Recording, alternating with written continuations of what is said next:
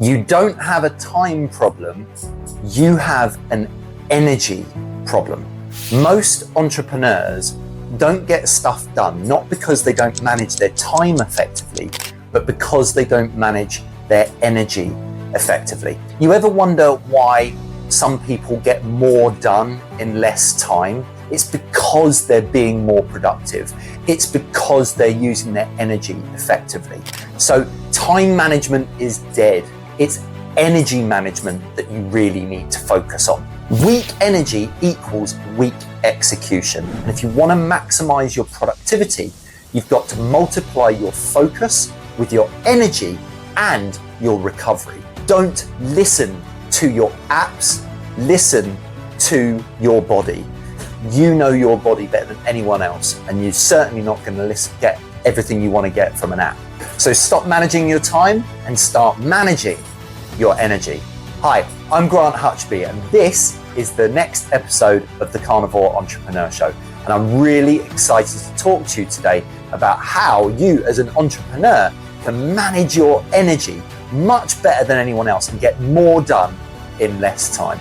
So as a reminder, I help successful but stuck entrepreneurs get at least 15 years off their biological age and absolutely maximize their body, their mind, and their bank account. Ultimately, be younger, happier, and richer. Let's get into the episode. So let me reverse back the years. I've got a little story to tell you. So back in 2017, about sort of 8-9 years ago, I had loads of apps, loads of productivity hacks, loads of things that I wanted to do. But I still ended up burning out and working myself into the ground, getting injuries. And basically what I was trying to do was to get as much done in the time that I had. But what I wasn't doing was I wasn't managing my energy and listening to my body. I was looking at apps. I was thinking that going to the gym loads was the answer. I wanted to look better.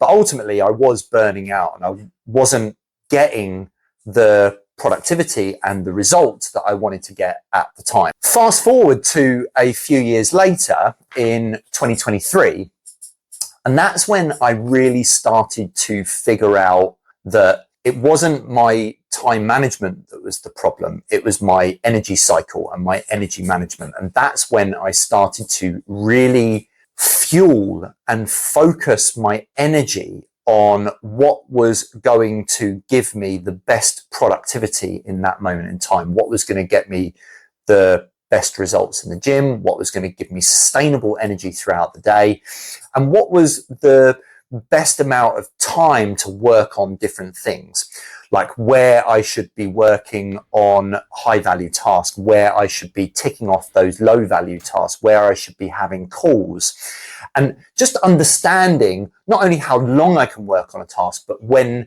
the best things to do stuff are. Like, I know that if I go to the gym first thing in the morning, that's going to give me sustained energy throughout the day.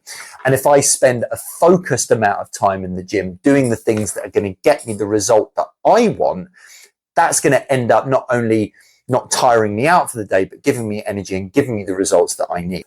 So ultimately, I didn't need more hours. I needed more power in the hours. I needed more productivity. And rejigging how I did things, the things that I put into my body, how I recovered, how I worked, how I trained, that then started having a massive impact on my energy and therefore my productivity. And at the end of the day, going back to our core values, which is simplicity, structure, and consistency, I just needed to simplify things down.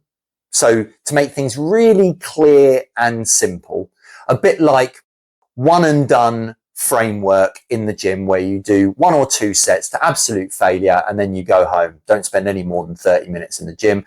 And also having 1.5 hour blocks with breaks for my working day. That was simplicity.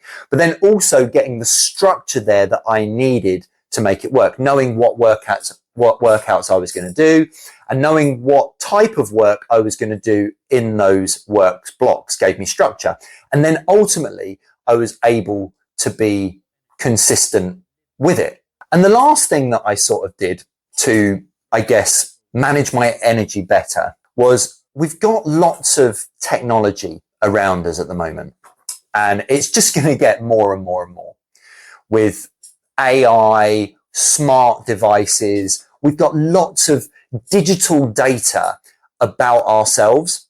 And while this data is really, really good, this data is great. It allows you to see trends and patterns and be able to make adjustments over the long term. Where it becomes really damaging, and this is where I fell short back in 2017, all the way through really until sort of 2022, was when my smart device told me something about myself, my brain started to convince myself that I was that, and it actually impacted my energy. So I'll give you an example. I might have woken up one morning and my smartwatch said I didn't have a great sleep. It may have been 60% or something like that. And that made my brain and my body have less energy, because I thought, oh, my smartwatch is saying I didn't have good sleep. I must not have good energy today. And it has that knock-on effect. Really, what I then started to learn to do on a day-by-day basis was to listen to my body. The person and the thing that knows your body the most is you. You know your body the most. And do not ever lose sight of that. Your body is the ticket to you getting the youth, the happiness, and the monetary success that you've ever wanted. It is the foundation, because it impacts every area of your life. And the better you know you, your body, inside and out, not how you feel physically, but how you feel mentally as well. Don't let some smart device tell you something different. If you feel great, if you feel amazing, but your smartwatch says you don't have much battery, or you didn't have great sleep last night, or your heart rate is raised. For crying out loud, your heart rate might be raised because you're excited about something. That gets your heart rate up. It is not bad that your heart rate goes up, okay? But you can see trends with your smart devices. I get that. You know, if on average your heart rate when you're sleeping has been going up, that might be an indication that you need to change some of your health habits or your routine or whatever that might be, so you can bring your resting heart rate down. But that's just an example. So point I'm trying to make is smart devices are great for seeing trends, making adjustments, pointing things out that you might not have seen over a longer period of time. But on a day-by-day basis, do not let your smart device govern how you feel or how much energy you have, because it's up to you to listen to your body in the moment. So one thing I fundamentally believe, and this is something for everyone to take note of, I fundamentally believe that a great morning routine that you can get done before the world wakes up gives you an edge over everything else, and also builds your energy for the following day or for that day. And you can see my morning routine in my ebook. Feel free to download it. And I've gone through my morning routine on other episodes. However, I think it's really important that you understand that if you can get up early enough, get a quick win in there. That doesn't necessarily mean doing what I do and jumping into an ice bath at 4:45 in the morning. You know, that's for me. That's what I like doing. And you might like doing it as well. However, doing something that is tough first thing in the morning will give you that resilience and give you that first win of the day. And also start stacking those wins. So if you promised yourself you'd get up at 5:30 or 6 o'clock and you do, win number one. If you promised yourself you'd brush your teeth, win number two. If you promised yourself you'd stretch, win number three. If you promised yourself that you would take all your vitamins and read a book or do some journaling and ultimately maybe after that go to the gym, they're all wins, little wins that you can stack at the beginning of the day. And what that does is it gets your mind not only into a place where you're energized and building energy because you're doing things that build energy, like journaling, activating your brain, like taking your vitamins, like hydrating yourself, like stretching, like going to the gym. This all builds energy up, but it not only does that, it gets your brain into this winning mentality so that you can win the rest of the day. And that's where the edge comes from. That's where you build your energy, because a winning mentality builds energy and a great morning routine builds energy. There's no point doing this routine spread out over a day, because what you're doing is you're trying to build your energy up to a point where when you start work, when you do your first hour and a half block, 2 hour block at the beginning of the day, you are at your peak energy level. Your body is fully woken up. You've got all the nutrients into your body that you need to, and you are absolutely ready to make the best hour and a half that you can ever do. Imagine this. And this is what I used to do when I was a lot younger. Get up at 8 o'clock, have a coffee, have a little bite to eat, and then go to work, start work at 9 o'clock.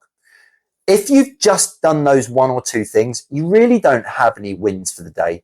You really haven't been up long enough to allow your body to wake up.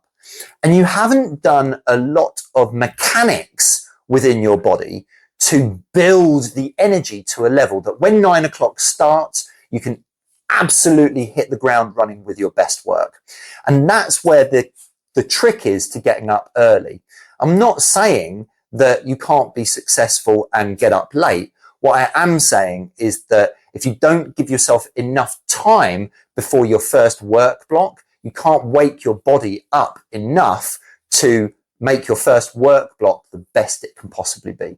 And remember to eat that frog, to do the most difficult thing that you can do first, because it gets it off your mind and out the way and done and dusted. It'll make you feel great, make you feel you've won something, and the rest of the day will be a breeze. And like I said before, put some structure to it and put some strategy to it. So if you know that you can work for an hour and a half and you've got good productivity, put a couple hour and a half blocks and make sure that what you do within those hour and a half blocks and the times that you do them match what you know your energy levels will be at that day, at that time of day, based on what you know about you.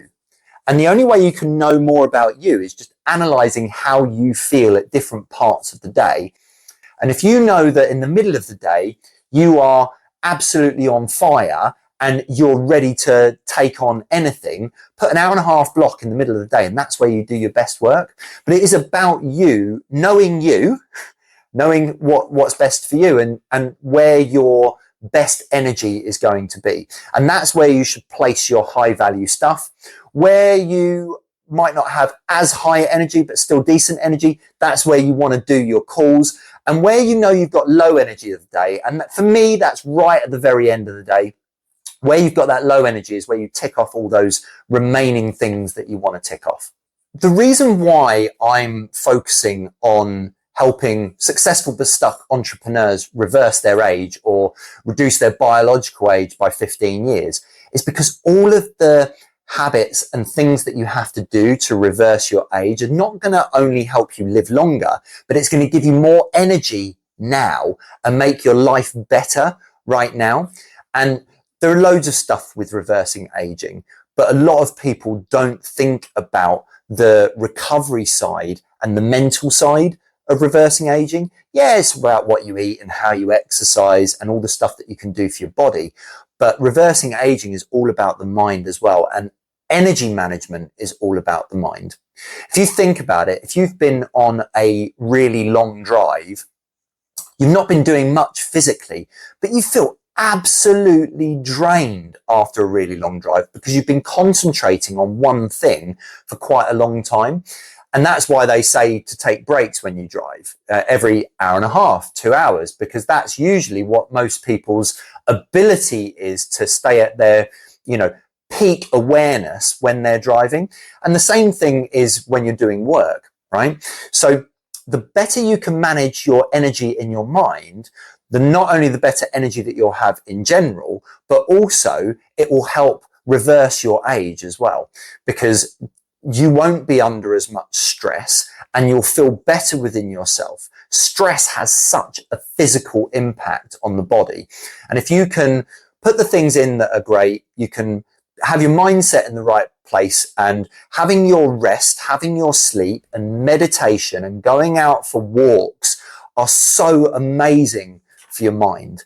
And don't ever think that just going for a walk or sitting still for 5 minutes, not thinking of anything, isn't going to be great for you. It pays dividends. Like if you took a break for 5-10 minutes and just cleared your mind between tasks, you would have a much more productive day than if you worked through that 5 or 10 minutes. So take time to think about how you can re-energize your brain and the practices that you can do to get your brain where it needs to be, because it not only will help your energy, but it will help your longevity as well.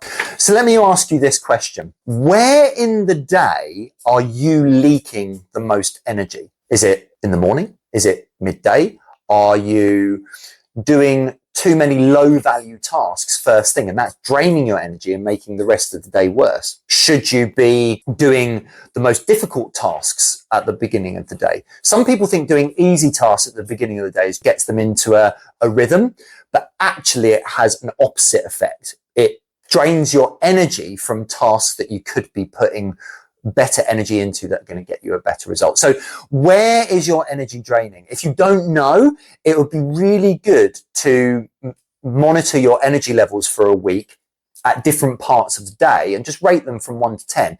And you can see where your peak energy is, and then figure out where you're best spent in terms of the tasks that you're doing. So challenge you, have a think about that, monitor your energy and see where you can improve. So plug those leaks and you will have it all. All the energy, all the strength, all the power that you have ever wanted.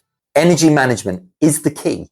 Not only the key to getting more done, but also the key to living longer, happier, and richer. So feel free to download the Have It All Toolkit at bookresources.thecarnivoreentrepreneur.com. It's available to you now. You can download a lot of stuff for free. There's also some great upgrades that you can do as well to really get all the frameworks that I do on a day-by-day basis and start really leveling up your body, your mind, and ultimately your bank account. And that's the message I want to leave you guys with today, is to take your energy to a new level and start reversing the aging process.